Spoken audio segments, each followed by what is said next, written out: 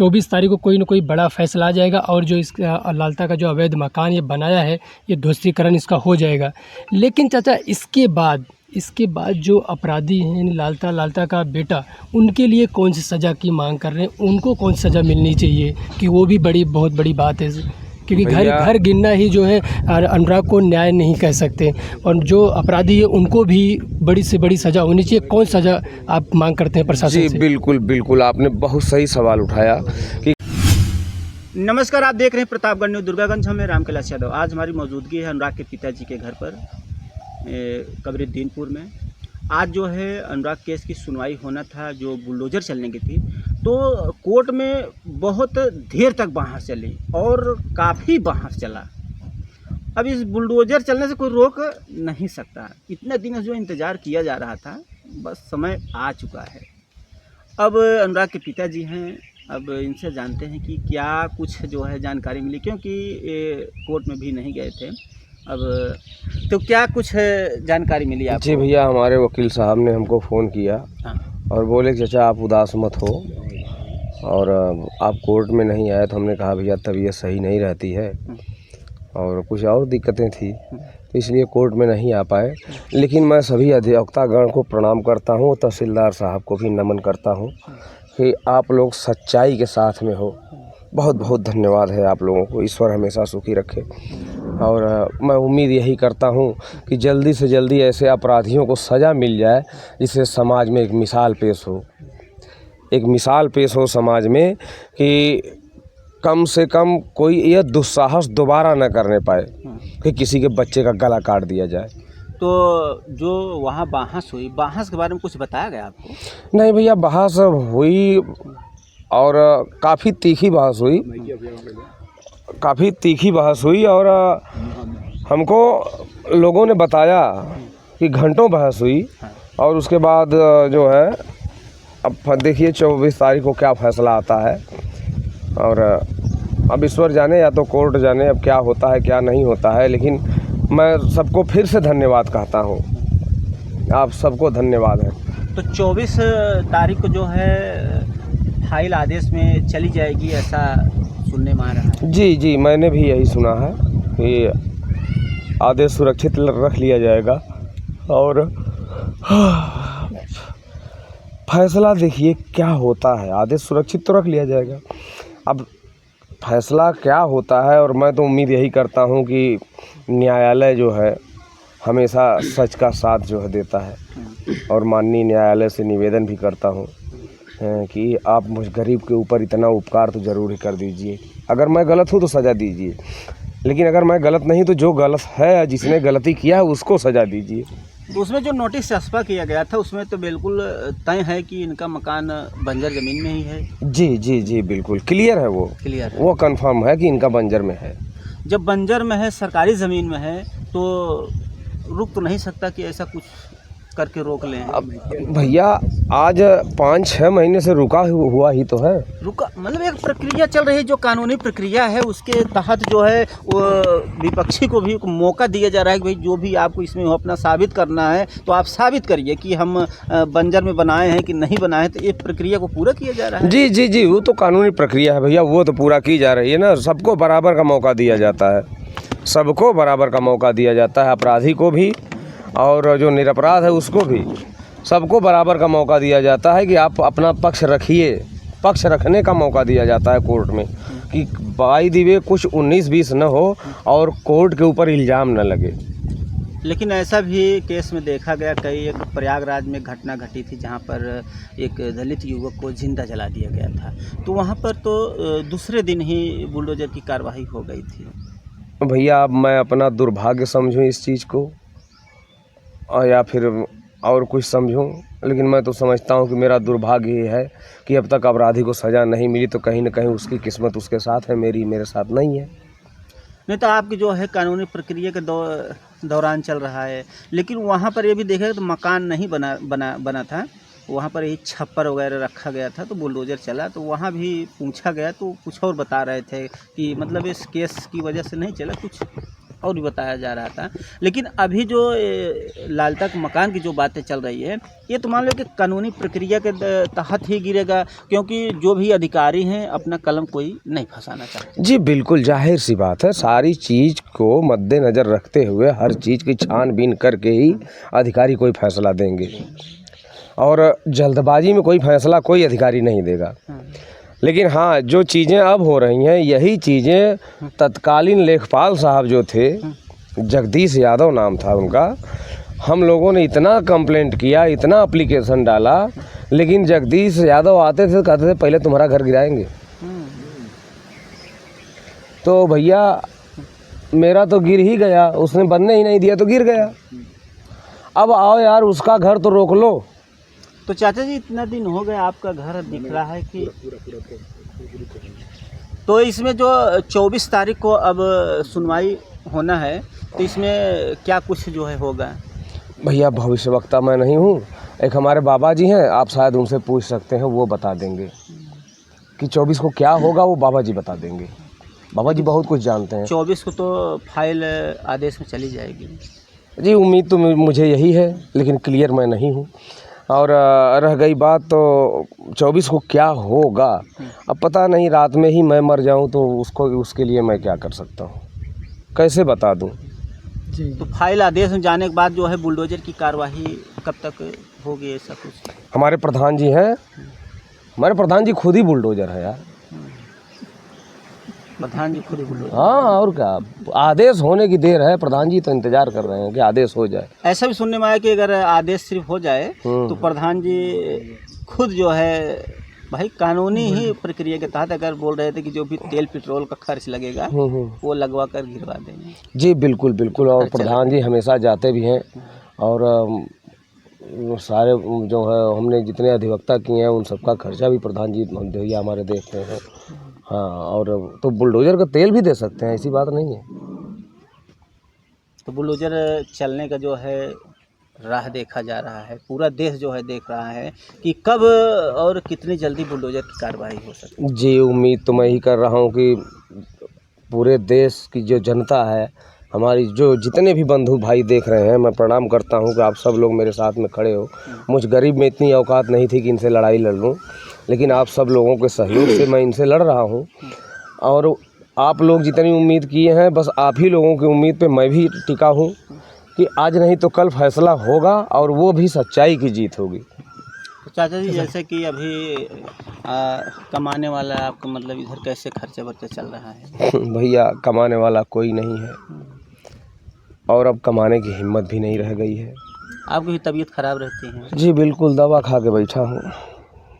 और एक बाबा जी हैं, कहते हैं होम्योपैथिक दवा है भैया, दिखा दूँ, वहीं रखी हुई है। बाबा जी कहते हैं कि दारू पीता है, तो भैया वही समझ लीजिए, बोलते हैं मीट मुर्गा मांस खाता है।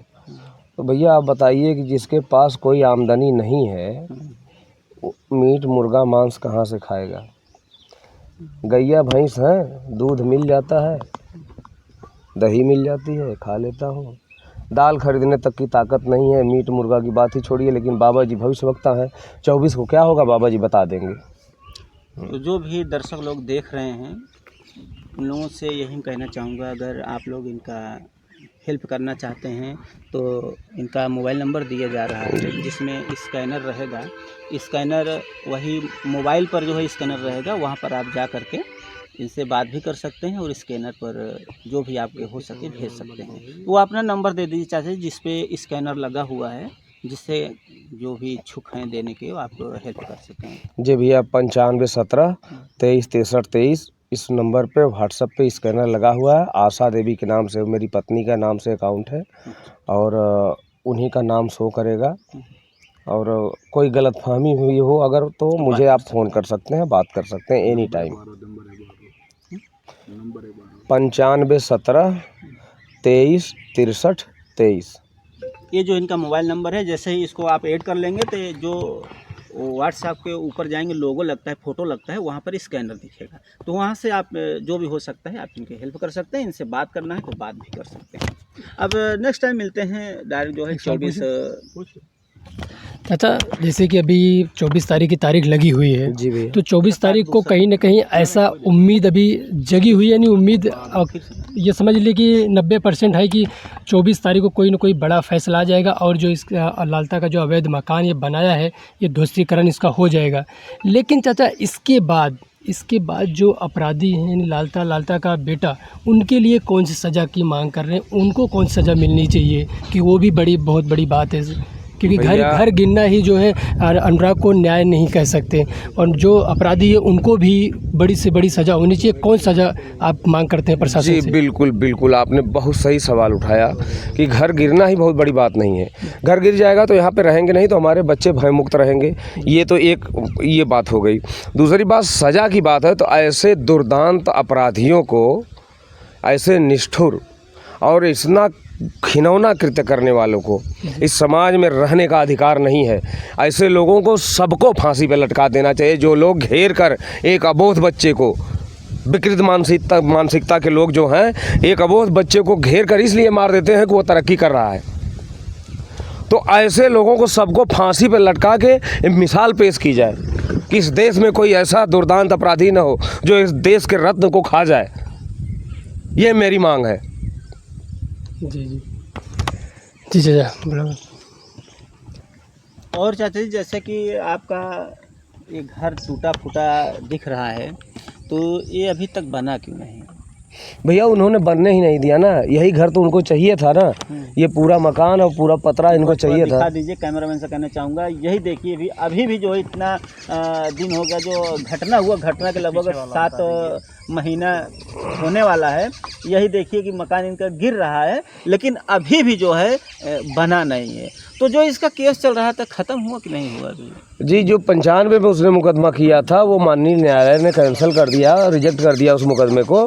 और ये घर गिर रहा है, अब मैं बनवा भी नहीं पाऊँगा।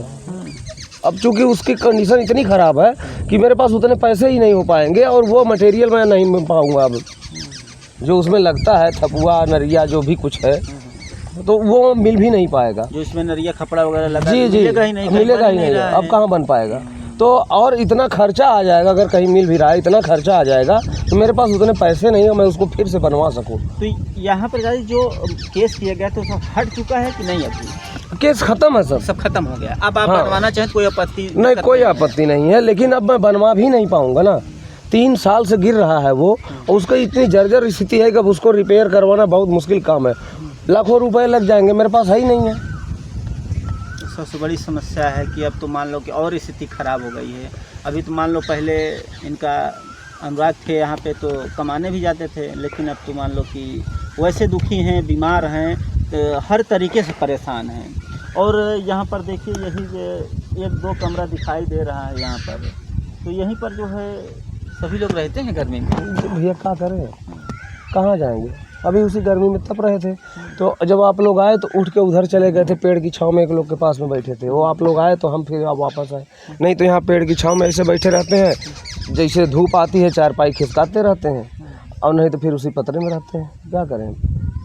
यानी गर्मी होगी, बारिश होगी, ठंडी हो, वही सब कुछ भैया उतना तो आसियाना बचा है, तो जाएंगे कहाँ? तो इसी तरह से जो है देख सकते हैं कि एक बार और कैमरामैन दिखा दीजिए, इस तरह से टूट रहा है, गिर रहा है, और उतना जो पतरा भी बना हुआ है, काफ़ी जो है गर्मी में गर्म रहता है। तो जो भी दर्शक लोग देख रहे हैं, उनसे यही निवेदन है कि चाचा जी को थोड़ा हेल्प आप लोग करना चाहें तो कर सकते हैं। अपना एक बार मोबाइल नंबर बता दीजिए, उस पर स्कैनर है 95 17 23 63 23। इस व्हाट्सएप पे जब आप जाएंगे तो वहाँ लोगों पे व्हाट्सएप के स्कैनर दिखेगा। हाँ, जो भी आपको भेजना है, आशा देवी के नाम से आएगा। आशा देवी के नाम से चाची का जो नंबर है, इनके वाइफ का। जी जी। एक सवाल और था जी चाचा, जैसे कि जो ऑडियंस है, जो हम लोग की वीडियो देखती है, वो कमेंट कर रही है कि लालता कहीं ना कहीं जो है ये प्रशासन को ख़रीद लिया है, और प्रशासन को जो है नहीं, वो अपने पैसे के दम पर जो है अब तक बचते आ रहा है, और उसको तारीख पे तारीख मिल रही है। उसके चाल में जो है पूरा प्रशासन जो है फंसा हुआ है। तो चाचा, ये बात कहाँ तक सही है और क्या कहना चाहेंगे आप इस पर? नहीं भैया, मैं किसी के ऊपर इल्ज़ाम नहीं लगा सकता, क्योंकि मेरे पास कोई प्रूफ नहीं है। जी। लालता क्या कर रहा है ये लालता ही जाने। जो पब्लिक बात बोल रही है कि इस तरह की कि वो पैसा लाल तक खिला दिया है या वो ये हो गया है, सिर्फ ऑडियंस को आप क्या कहना चाहेंगे? जो पब्लिक देख रही है, जो अनुराग का न्याय चाह रही है, जो वीडियो देख रहे हैं, समय लग रहा है, उनको आप क्या कहना चाहेंगे? जैसा आपने धीरा धर के रखे हुए हैं, इतने दिन से इंतज़ार कर रहे हैं, तो भैया मैं सबका आभारी हूँ और हाथ जोड़ के सबको प्रणाम करता हूँ कि आप लोग मेरे साथ में हो। लेकिन मेरा वो पोजीशन नहीं है कि मैं किसी को कुछ बोल सकूं। जी, मैं कुछ नहीं, किसी के ऊपर इल्ज़ाम मैंने आज तक लगाए ना। मैं लालता को लालतवा नहीं बोला, जिसने मेरे बच्चे को मार दिया, तो मैं किसी के ऊपर इल्ज़ाम लगाने के लिए मैं तैयार नहीं हूँ। बस सबसे विनम्र निवेदन है, प्रणाम है सबको। चाचा, जो लालता का रिश्तेदार हैं, लालता के रिश्तेदार, वो पत्रकारों को, मीडिया को जो है धमकी दे रहे हैं, ठीक है, तो उनके लिए आप क्या कहना चाहोगे? मीडिया को क्या धमकी देना ठीक है क्या? भैया मैं उनको यही कहना चाहूँगा कि भैया अब तो सुधर जाओ, अब तो सुधर जाओ। अरे यार, रामजीत गरीब थे, मीडिया गरीब नहीं होती, बहुत ताकत होती है मीडिया में। रामजीत को आपने मार दिया ना, आप मीडिया को धमकी दोगे तो दे लो धमकी, तो मीडिया दिखा देगी ना कभी अपनी ताकत कि मीडिया होती क्या है। जी। और धमकी किसी को भी देना ये अनुचित है और अपराध है। जी। तो दोस्तों, देखा आपने जैसे कि भी अनुराग के घर पे हम सब मौजूद हैं और चाचा से बात हुई, तो जो भी चाचा ने आपने देखा वीडियो में जो भी बोले, और आपकी दोस्तों कुछ राय है तो कमेंट में ज़रूर करें। मिलते हैं अगली एक नई वीडियो में, तब तक के लिए नमस्कार, जय हिंद, जय भारत।